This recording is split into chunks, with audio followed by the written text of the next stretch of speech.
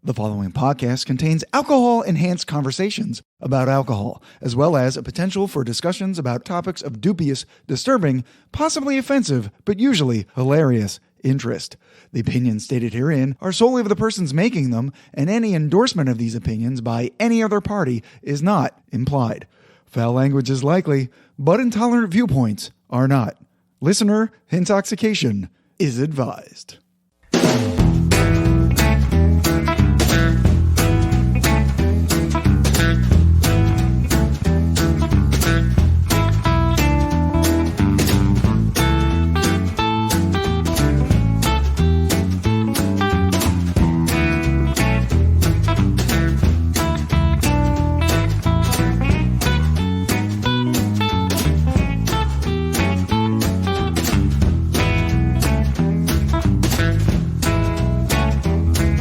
Hello and welcome to episode 62 of the Neat Glass sponsored Whiskey Tangent podcast. I'm Scott. And I am Ed. And today we're embarking on a trilogy of episodes that follow the progression of bourbon from its nascent, often illegal, and sometimes deadly clear spirit origins to its current beautifully brown, crafted, delicious present and its perhaps uncertain future, all while visiting the styles and substyles of whiskey in between. This is Bourbon Evolution Part 1, starting at the very beginning and exploring moonshine and other unaged whiskeys. And of course, tasting a couple to figure out what the damn difference is, if any. And joining us in that endeavor are one of our favorite duos, back again after a 3-month hiatus, Pixie Sue. Hello. And Mayor Shavonne.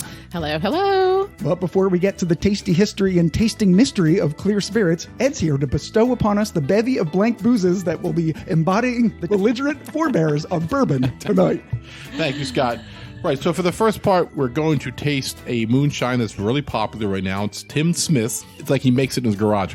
Tim Smith's Climax Moonshine. Hello. Which comes in at 90 proof. And I will tell you how I tracked down some very elusive Buffalo Trace White Dog match number 1. Oh, yeah. Funny story. 125 proof. And that White Lightning will be tried as well. Yes. We'll take a quick break and then we'll come back with some Ole Smoky, who's kind of the standard of the commercial moonshine market.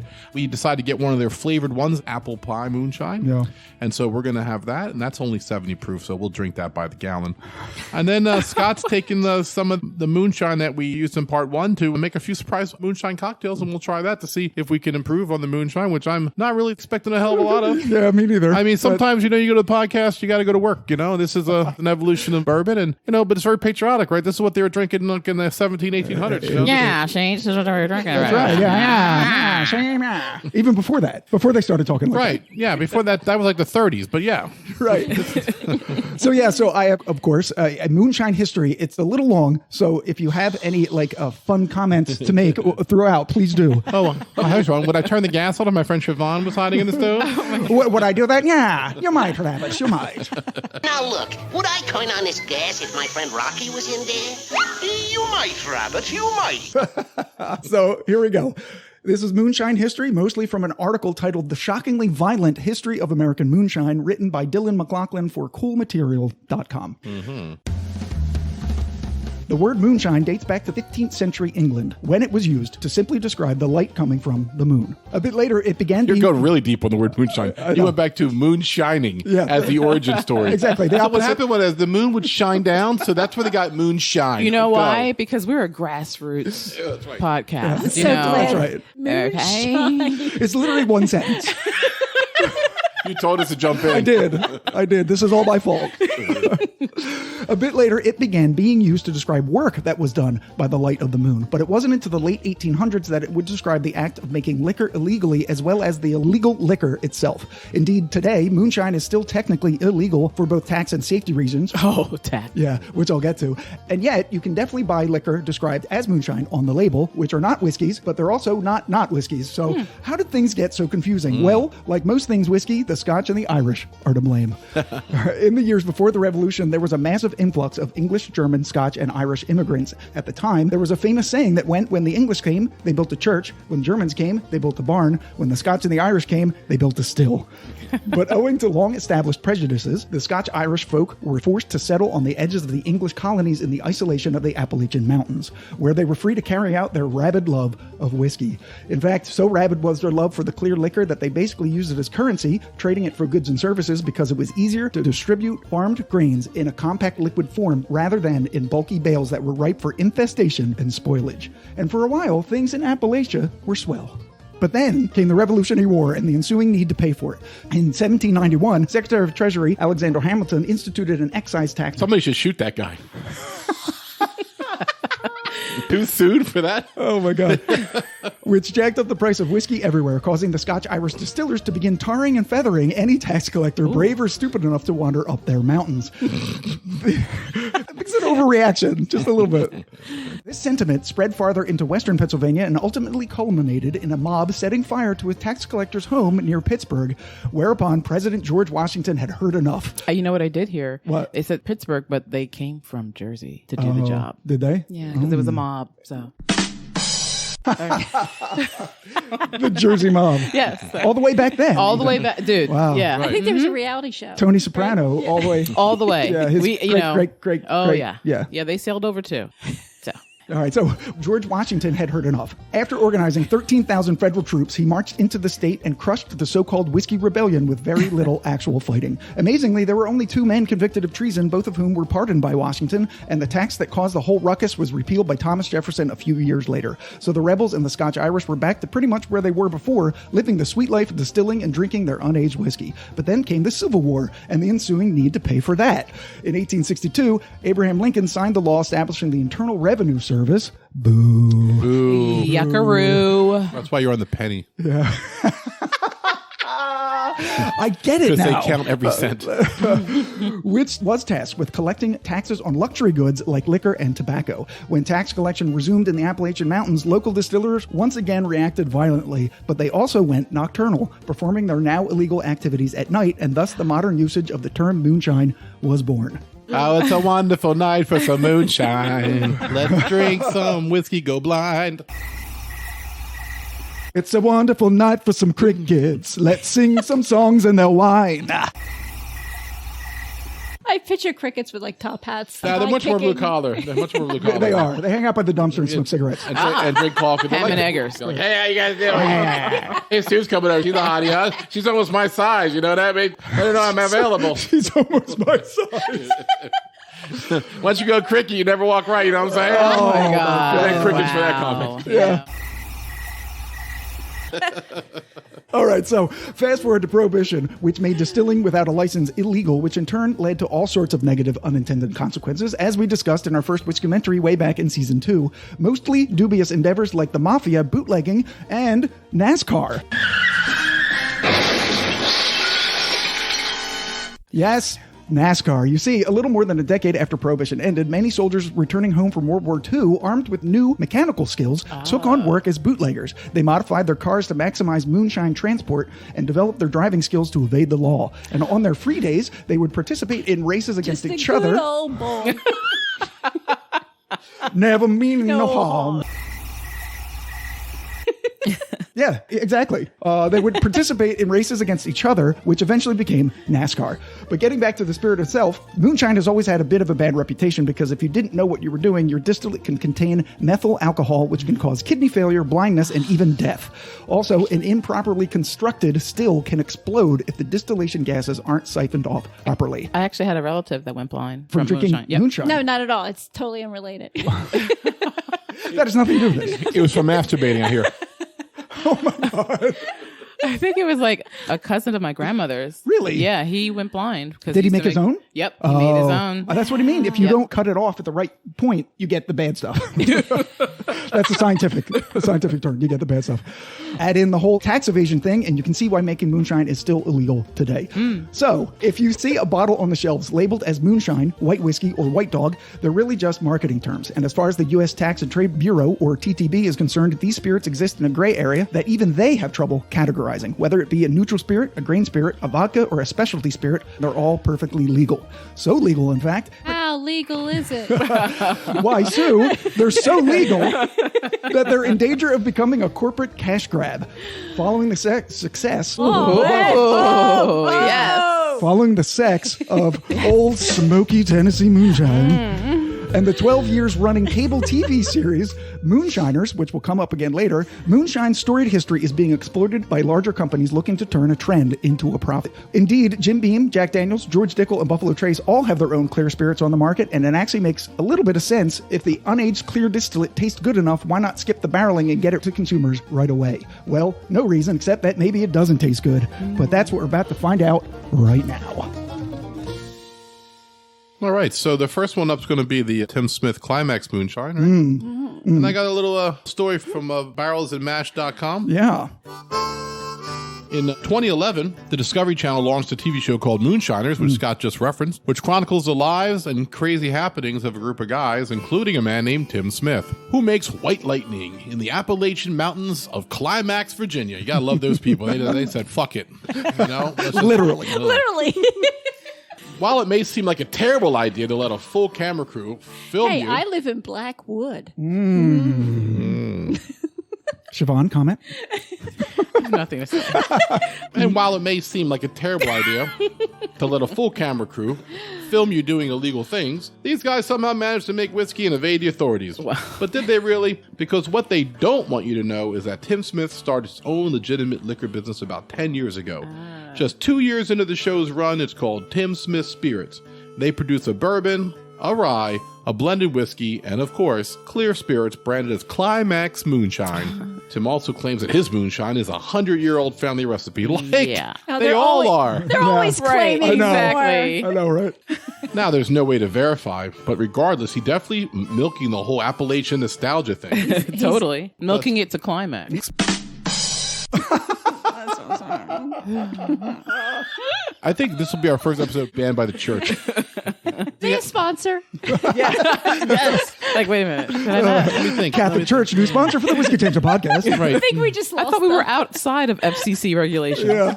Okay. It's almost done. Go ahead. Almost. Not only does he have the TV show, he also got an entire YouTube channel where you can watch him wearing overalls without a shirt and drinking moonshine with his friends. Oh my God.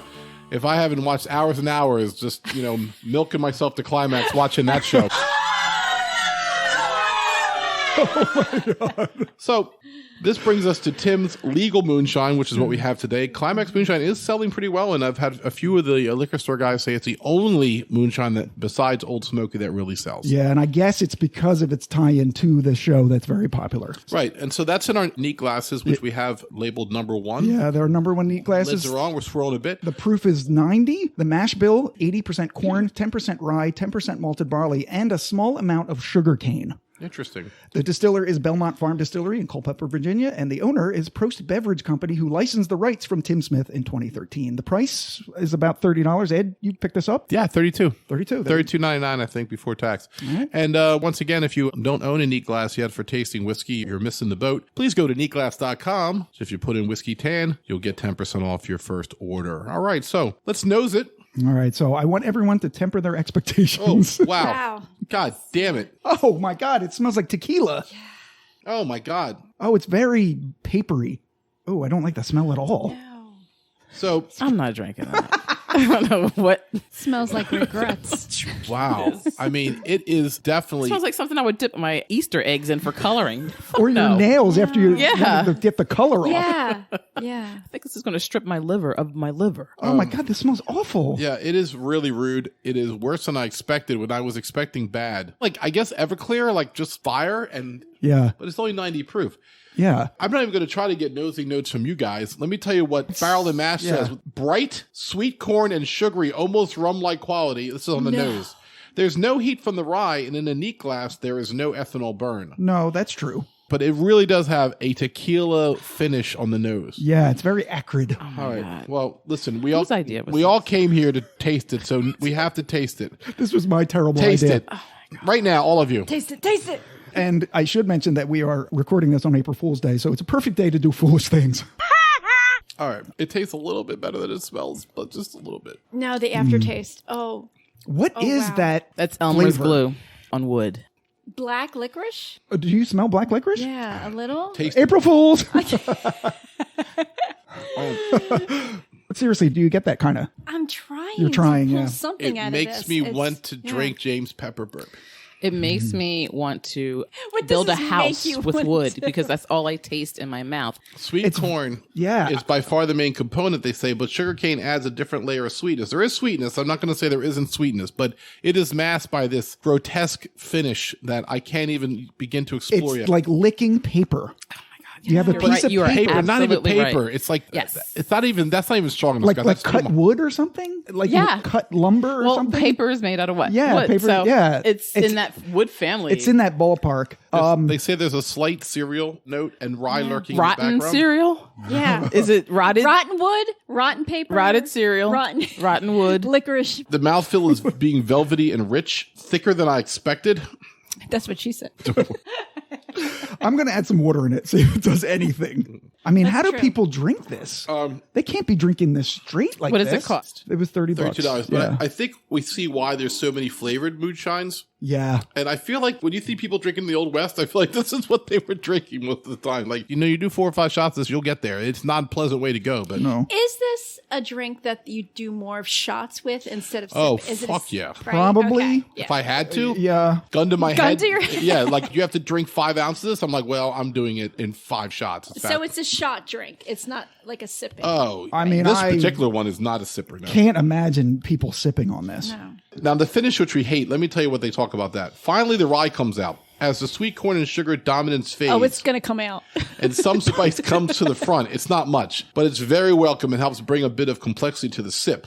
Finish is long and leaves your mouth coated with a sweetness as the alcohol floats off into space. They are this so guy, full of This shit. guy is so trying to be beneficial. I'm going to try it one more time. When it's completely gone, there is a little bit of sweetness left in your mouth. Oh, but, You're right. But it's also very drying. Yes. This is without a doubt a top 5 worst whiskey experience for me. No, I agree. This is not good. It is worse than I expected. This is not I good. now know why Billy at Bananas was chuckling when I told him that I had it in the car. He goes, "Oh, hey, yeah, all right, dude, see how that goes for you." You guys are in for a terrible Yeah. night. I mean, he used the word. He said it's like terrible. It's the reason people don't buy it. All right, so putting a little bit of water on it. No, Because hold on. it's- Putting a lot of water on it helps. This is where you want to go 50-50. Like 2 ounces of moonshine, 2 ounces of water, and then another ounce of water. I'm going to put some sparkling water in there. It's not the time. It's not the time to criticize my South Jersey colloquialness. Why? I'm suffering over here. My mouth can barely He's form suffering, words. Siobhan. My mouth can barely form letters and words. You're fine. Don't pour seltzer in it. That's even worse. Oh my God. Why would you do that? It's like opened up the taste. Yeah, now I've got bubbles of licking paper. Now you'll be burping this up in a half hour. Oh, for crying out loud. That is just absolutely garbage. I Sorry. told you. We're making cocktails with this later, and I have to tell you, I can't wait to see if it can save it. Yeah, maybe it can. So let's switch gears real quick. Sure. Because Scott and I went to, he went to 4 or 5 liquor stores. I went to 4 or 5 liquor stores. Finding the moonshine wasn't hard. Finding white liquor was. I was looking specifically for the Buffalo Trace White Dog Mash #1, and so was Scott, and we couldn't find it anywhere. No. But I was in Benash, and Benash is kind of like they seduced me with their whiskey, okay? And they're over there like, hey, try this. And then this really friendly guy there, a guy named IPA Jay. IPA Jay. And he's let me taste the Stag, and he let me taste the Larceny Barrel Proof, He the let new you one. do a lot of things. Nothing that fun. It wasn't that type of a thing. Wasn't it? Not that type of seduction. Okay. And meanwhile, I'm like, yeah, but I really need the Buffalo Trace White Dog. And IPA Jay goes, I got a bottle out of my house. He goes, if you follow me to my house, I'll give you some. I got some candy Now- in my van. Right. I just met this guy. So IPA Jay is like, come to my house at Maple Shade and you can have some, but you need a bottle. So Billy tosses me like the cheapest vodka, 200 milliliter, half pint. Yeah. Literally a $2 bottle. Yeah. And so literally we went to the house and he brought out the bottle and he poured it right in front of me into the bottle. And that's how we got That's how we got it. by me falling to a stranger's house, though gave me a mason jar of moonshine made by his friend in Virginia. So this is actually illegal moonshine. We can definitely try We're this. all going blind. This is it. My kidneys are going to fail. We can try that as well, like kind of as a bonus at the very end to see where it fits into the world.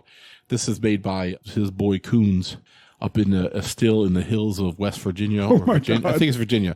He wanted me to give a You shout think out. he's listening? Let's give a shout out. and He told me I had to. And I totally believe you know why? Because I actually lived in Culpeper, Virginia for a little bit, and there used to be a Coons Honda. Oh. I hated that fucking name Yeah. so much. I couldn't stand it. I'm like, why couldn't you guys just we say just like lost that sponsor. Culpeper Honda? You know what I mean? Wait. Cross Coons Honda off the sponsor list. And so tell us about Buffalo Trace White Dog Mash #1, Sue. Okay. In Kentucky, buffalo carved a pathway that was followed by America's first explorers, and those brave pioneers distilled whiskey using traditional methods and drank it right off the still. Called quote-unquote white dog, this was clear, unaged, and had a hint of sweet corn. Later, distillers discovered that it was perfect for aging in charred barrels, creating what we know today as fine Kentucky straight bourbon whiskey.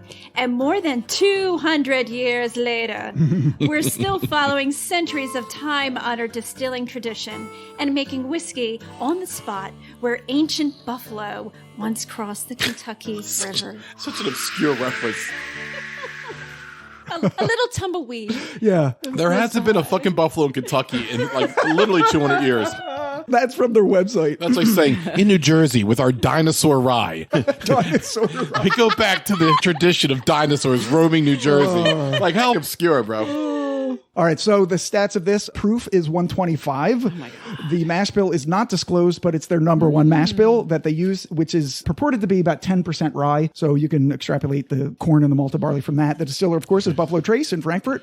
The owner is Sazerac, of course, in New Orleans, and the price is like $20. For a 375 though. Yes, exactly. They sell this in half bottles. Yeah. What's funny is this smells like ass, but compared to the Climax, it's like all the notes we had on Climax, but toned down by like 60%. If this was the first one I smelled, I would have been like, oh, this is terrible. But now I'm like, well, my God, this is a hell of a lot better. This is definitely better smelling. But yet I can still smell the same notes. Yeah, it's still the same thing. I can still smell a lot of vinegar.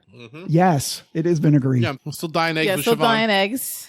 All right, so the reason why I want this and the reason why Ed went to such great lengths to get it is because this is what they use from their grain mash. Right. And then they put it in barrels and it becomes Buffalo Trace, Benchmark, Eagle Rare, both the 10 and 17-year expressions, Right. multiple variations of E.H. Taylor, Stag Jr., which is now called Stag, and the higher-end expression George T. Stag. Right. This becomes all of those things. Which goes into our topic of the evolution of bourbon. Exactly. So it goes from this $20 for a 375 to what you'll get on the aftermarket of a $1,500 bottle. Yeah. All right.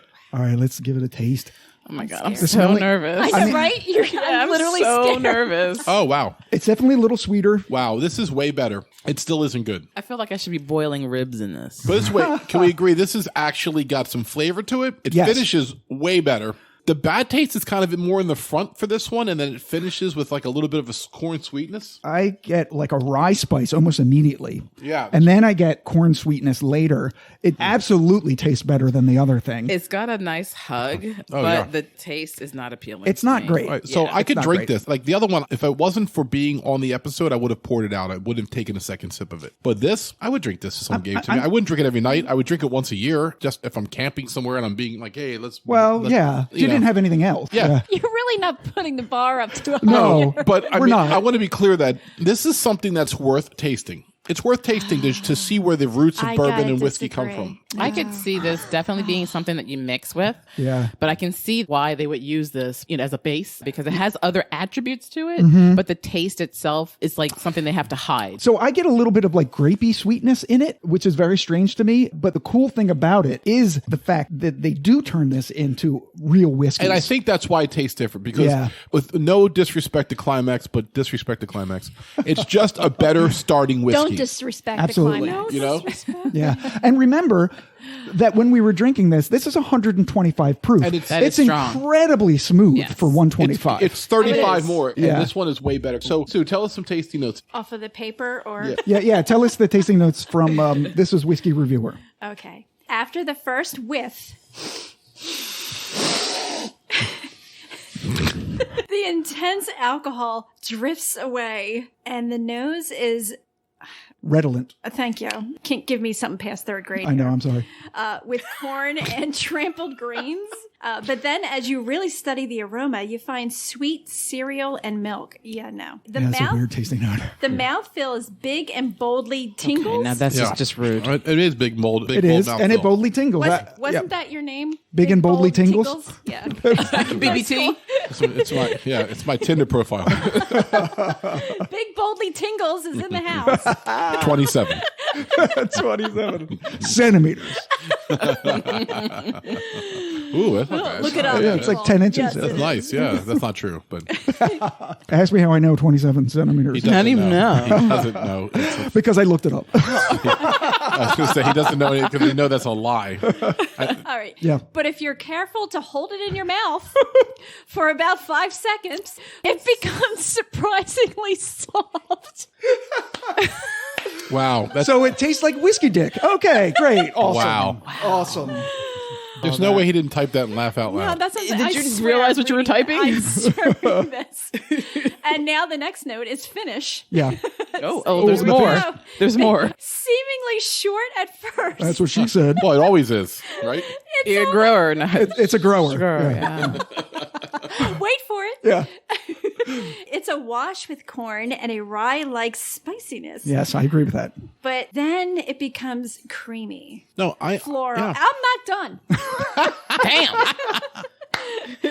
Floral and a bit grassy Mm. with more hints of sweet vanilla milk. Yeah. I'm going to tell you this. The more I drink it, the more I like it. Yeah, me too. And I was just going to say that add because butter? the finish where she talked about it was creamy, floral, and a bit grassy. That's exactly what it tastes like. Like I'm not getting the sweet vanilla milk and the cereal grains and that kind of thing, but the boldly tingles and the rye-like spiciness in the beginning and it fading into sort of a sweet creaminess. That's what it is. This is definitely a good virgin whiskey. I'm trying to be funny with everybody.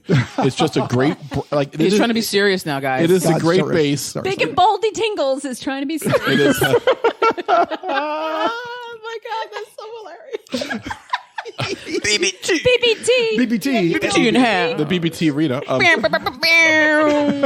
I honestly think it's because the more I drink it, I realize that this is a tremendous foundation for a lot of the whiskeys that we have enjoyed. Yeah. I'm really glad that we got this because if we only got the Climax, I would have a completely different impression. I would too. Of what white whiskey is. Yeah. It's certainly not great. And I think maybe because we've drank 300 whiskeys in our life and I can kind of see some of the notes that are there to be developed in a barrel. Big shout out to IPA Jay because without you, we would have a completely different Oh my slant on God. this episode. Yeah, this was really good. Okay, so I have two fun facts about moonshine that I came across that I thought were very interesting. One is that Mountain Dew was originally created, the soft drink, Yeah. as a mixer for moonshine. Wow. Because, as we discovered, the moonshine that we tasted, it's terrible. Right. So they made Mountain Dew, which was also another name for moonshine, to put in your moonshine. Wow. So wait, was different than the soda? Like it was actually like a local it soda. was like a syrup. Yeah, it was like a local soda like Boost. All right, from around here. Yeah, from around here, So yeah. Pepsi made a national version of it because of the popularity. They did. They bought it at some point, and then they probably changed the formula a little bit and put all those flavors and stuff in it. Yeah. The second thing is, so you remember in cartoons, somebody would have a jug and it had the triple X's on it. yeah, And what that means, every X means the number of times it was put through the still. Oh, So wow. 3 X's means triple distilled. Oh shit! Isn't that cool? That so is cool. awesome. Honestly, if you're a hardcore whiskey drinker and you can get a sip of the Buffalo Trace White Dog Mash #1, definitely do it. I've drank the whole thing and I would drink some more right now because I'm really into it right now. It's funny. So, Sue, you mentioned that you caught something off the moonshine that you described as an anise flavor. Yeah. I'm actually getting it in this. Oh, okay, on I'm that getting one. and White Dog. Yeah, me Yeah. too. Yeah. On the finish, I Yeah, got a little bit. Yep. I don't think I'm going to drink it again for a really long time. No, I'll never have So this I'm again. I'm really trying to like just stamp it into my mind. And yet, I'm really happy I did. And I haven't drank a lot tonight. It's 125 proof, and I'm looking to get a bit of a buzz on, which is why they made moonshine to begin with, Scott. That's right. So I think It's time for a break and come back with some cocktails and see if we make that Climax not taste like ass. we'll be right back.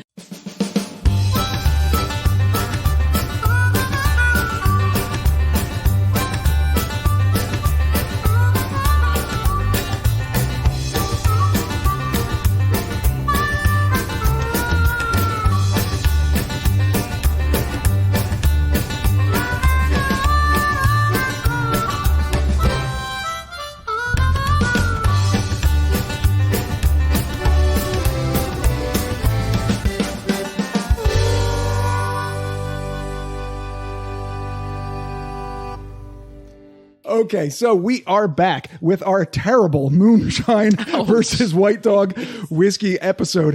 I mean, the episode's good. The whiskeys are not good. However, now what we have is not only the cocktails that Ed told us that we were going to have, but first we are going to try Ole Smoky's Tennessee Apple Pie Moonshine.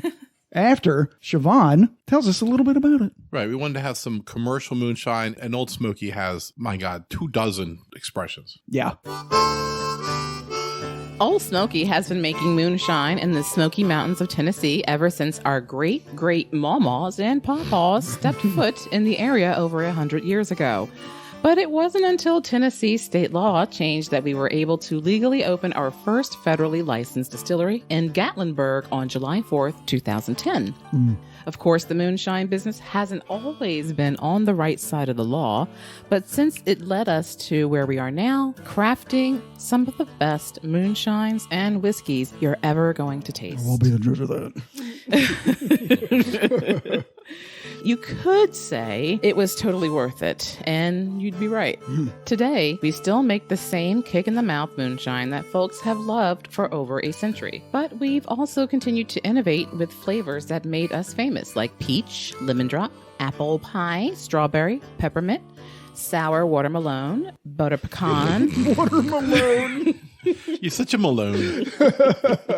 You like how I just read through it like it was Yeah, just normal? no, you did. Yeah. I have a niece that says a raccoon. A raccoon. Yeah. Just for 1 second, I thought, well, that's just how Shavonne pronounces it. I'm just going to let that go. That Right. South Jersey accent. It's a North Jersey North thing. Jersey. Yeah. North, there you go. Yeah. Okay, continue. Okay. Butter pecan, coffee flavored mountain java, coconut flavored some beach, moonshine pickles, and 18 more. Because having a heritage you're proud of is great and all, but being great right now is even better. I actually saw That for sure. I saw a banana pie one. A banana pie one? Yeah, they have so many expressions. It's And ridiculous. that one was kind of milky and creamy looking. Yeah. Like the apple pie one's just flavor, it's just liquid. But Yeah. I've seen jars stuffed full with pineapples and peaches and cherries. Like, Yeah. it's crazy. And then people maybe just eat the fruit or whatever's in right. there and not so much drinking the Well, liquid. they'll probably do both. Yeah. Yeah. Well, see that it's a party. You might have one. You have the fruit. This person drinks. It's just That's right. Yeah, it's a buffet It's a buffet in a jar. in the jar. You got apple pie, you got pickles, Shrimp, fried Ew. shrimp, Fried shrimp and boiled lemon shrimp and No. bubblegum shrimp. coconut shrimp. There was no shrimp moonshine. Oh, there wasn't? Thank God for that. Oh, okay. Damn. That's next. Maybe next year. Crawdad. God. Crawdads. Crawdad moonshine. This is 70 proof, so it's more of a liqueur. Yeah. We're back yeah. to almost a flavored whiskey episode we did with the laddies. Yes. And so I think it's what gives them the freedom to do whatever they want with it, to be honest, and just call it moonshine. It definitely is a flavored whiskey, I guess. The mash bill is 100% corn, though. Yep. And natural flavors and colors. The distiller is Ole Smoky Distillery in Gatlinburg, Tennessee. The owner is Joe Baker. He founded it. Price is $25. Yeah. They have an unflavored one that I wish I knew what the proof was on that. Yeah. I have a link. Hold on. Yeah. So, I'll look it up. all right. As you're sniffing it. Yeah, okay. All right, so I get something very interesting on This this. is I get apples. No On the shock there. smelling. Oh my God! I This is get so good. McGuire Air Force Base. My God. I got 1972. apple. Wait a minute. Do I have the right glass? Because I get apple pie. 1985, The B-1 bomber. and we're in soldier housing. Okay. My family was in service. Yeah. And I hear Toto in the background. Africa. The song Africa Yes. from Toto the band. Yes. Right. Oh, I'm totally getting that. It's so obscure. I love it. No, but like what I get is the McDonald's apple pie. Oh, yes, definitely. Like the deep fried apple Yes. pie. That's what I eat. And I don't want to work by Todd Rundgren. Todd Rundgren. I don't want to work. I just want to drink apple pie all day. Oh, by the way, the moonshine that you were talking about, the clear one from them, is 100 proof. Right. Are we tasting? Oh, wait, smell, taste, whatever you want. Okay. Wow. Wow. That's really good. This is that apple pie in liquid Oh, form. yeah. Yeah. Wow. This is Yes. In liquid. this is So delicious. sweet. It's great. We talked on the flavored whiskey episode about how some people hit the mark that they're looking for, and Yeah. this is apple pie. Yeah. This tastes like a liquid apple pie. They weren't around the table going, what should we call this? Oh, you know what? I don't know. I would What love do to. you think? I would love to try that sour watermelon. Watermelon, yeah. Yeah, I would love to try it. That if it's sour. Oh my god. Anybody getting shrimp? No. Anybody else getting McGuire Air Force Base 1985? Anyone getting a I'm hint of getting Toto. Africa? Toto. Playing in the Have background. you get a hint of cocktail sauce? No, let's just call it apple pie. Wow. I mean, it's apple pie. It's cinnamon, cinnamon spices. I'm saving some because I feel like when I drink these cocktails, I'm going to want to finish with some of this. Yeah. Because these cocktails are made with that terrible Climax moonshine, so I can't wait to see what they're like. Yeah, so Shavonne, read the tasting notes. I don't think they're going to differ very much from apple pie and cinnamon. Does it say anything about Toto? Or? Probably not Toto, but let's see. Okay. All right. Tasting notes from Whiskey Reviewer. Nose, pie spices with cinnamon being first and foremost. Yes. Then apple juice. Oh, yeah. But mostly it's the spices. Absolutely, apple juice. Pretty much dissecting apple pie recipe. Exactly. Apple, Cinnamon. and A little spice. flour. Sugar. Yeah. Right, yeah, sugary apple spice. Okay, on the palate, the apple comes forward to share center stage with a flavor that really is just like apple pie. Absolutely. Apple slutely. They absolutely. Finish, sweetly spiced with a hint of heated ethanol. Yeah, there's a little bit of fire at the end. Yeah. Consider it 70 proof. It must be a very raw base spirit. Oh yeah, there's alcohol in there. It's alcohol and Oh, there alcohol. it is. Yeah. There it is. It's not just apple pie. Yes. The sweetness. Son of a bitch. All right. So before we get to the cocktails, I have a story about a man named Popcorn Sutton, probably one of the last bootleggers of our time. And you are going to love this guy. Are you ready? Oh, yeah. Oh, yeah. All right, You built it up. I did. I built it up. Right? You did. So this is from an article titled Legend or Lawbreaker, The Real Story of Popcorn Sutton, written by John Goulion for the website thesmokies.com. Tennessee loves the lore of its moonshine, from mountain boys outrunning revenuers and hopped-up hot rods to the illicit pleasure of drawing a sip of untaxed apple pie whiskey made in a still in someone's barn. Oh, the untaxed tastes I so know. much better. It's so sexy. Yep, it's a rebel-y. Is this untaxed? Yes. I'm erect. There's a rugged outlaw poetry that even the most straight-laced, law-abiding East Tennessean will embrace when it comes to the original Mountain Dew. You want proof? Just listen to the lyrics of Rocky Top, one of Tennessee's official state songs. Wish that I was on old Rocky Top, down in the Tennessee hills. Ain't no smoggy smoke on Rocky Top, ain't no telephone bills. Hey! Once I had a girl on Rocky Top, half bear, other half cat. Wild as a mink, but sweet as soda pop. I still dream about that. Woo! And once two strangers climbed old Rocky Top looking for a moonshine still. Strangers ain't come down from Rocky Top. Reckon they never will. That's right. Even Tennessee toddlers, just about from the time they can talk, are singing songs about killing feds while drinking moonshine from a jar. And it was in this setting of mythical anti-hero lore that Marvin Popcorn Sutton thrived. Born in Maggie Valley, North Carolina in 1946, Sutton spent most of his life in the hollers and the mountains between Maggie Valley and Cock County, Tennessee. This was too late to participate in the true era of the bootlegger. Too late to participate. Too late to participate. But Sutton considered moonshining to be a part of his heritage. As a result, he set about the family business with gusto, and despite multiple arrests beginning in 1974, including assault with a deadly weapon in 1985, he was subsequently sentenced to several months in prison. And when he got out, he went right back to plying his craft and running afoul of the law He learned his lesson. for another 25 years. Jesus. But for all of his law-breaking, shine-running backcountry ways, Popcorn Sutton was secretly a marketing genius. Profane and possessed of a long, scraggly beard, overalls, and a beat-up old hat decorated with feathers, and a bone that he said was from a Coons pecker. He was written about extensively in publications like the New York Times. He'd appeared in documentaries on the History Channel, and he even self-published an autobiography titled Me and My Liquor, with liquor spelled L-I-K-K-E-R. One more K and we couldn't have this on. That's right. We'd be canceled.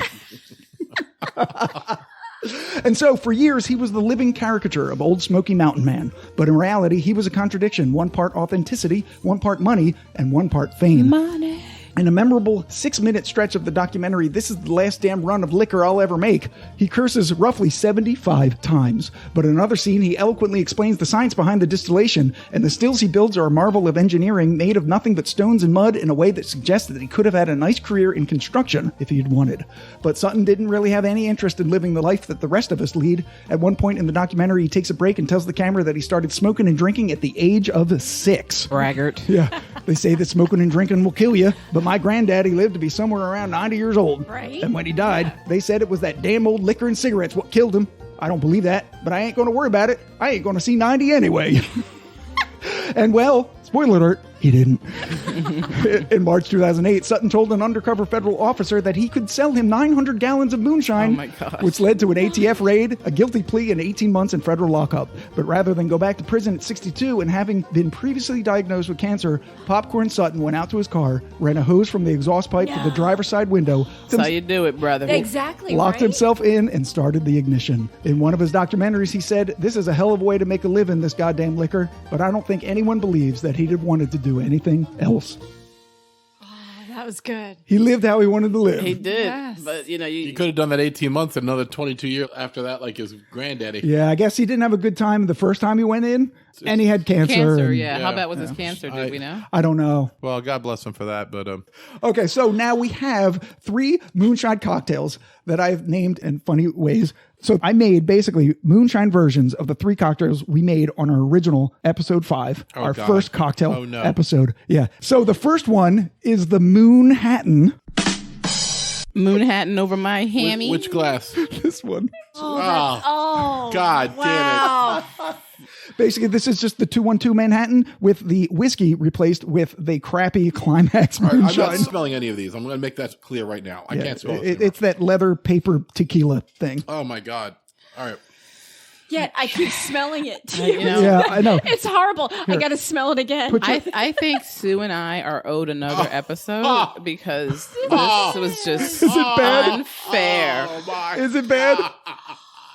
Wow. It is. Oh, my God. Wow. Do you hate me? Oh, my God. Why are you giving me motor fuel? I swear to God, we like being hazed. Is What this- did I do? Don't smell it. Don't smell it. I feel like it turned to vermouth that quick. Oh my God. It's terrible, but it's better than the moonshine without it. I'm I going to call say this no. the I say no. nightmare. Really? There's something about the sweetness. It's almost like it turned. It's Oh, like it's not good. I am proposing that Sue and I are owed another episode where we can actually drink some real whiskey. I'll tell you what. I'll tell you what. We'll have you on the news next news. Yeah, we'll have on the news episode, which actually came out last week. All right. So we'll have you on that. How about that? to make up for Wasn't this. that already going to be the plan? Yeah. Sure, And- you've already done it. We've already done it. You're in the whiskey wormhole. Can we do the next 2 drinks? Because I feel like I punished like I'm in myself Bermuda. enough. Or can I just staple my tongue to the table? Or like some type of jackass prank. All right. It's possible we might like some of these, but not really. Okay. So the second one is a riff on the old fashioned, basically replacing the whiskey with moonshine. And I call this the old fashioned. Wow. Ah. I like it though. Yeah. Shit, I smelled it again. God damn it. Stop smelling it. It's habit. It smells terrible. Even Jeff wouldn't smell it again. Smelled again, Jeff. Oh, you know what? Oh, that's the best. That's actually not bad. Because the sugar just kind of wasted. Yes. I mean, Wow, that's weird. Yeah. Because basically an old fashioned is whiskey, sugar, and bitters. And so this is moonshine, sugar, and bitters. I'm getting Avon mini lipsticks Avon mini lipsticks. from the 80s. Do you remember those? Yeah. No, I'm taking. I almost. Hold on. Oh shit, I smelled it again.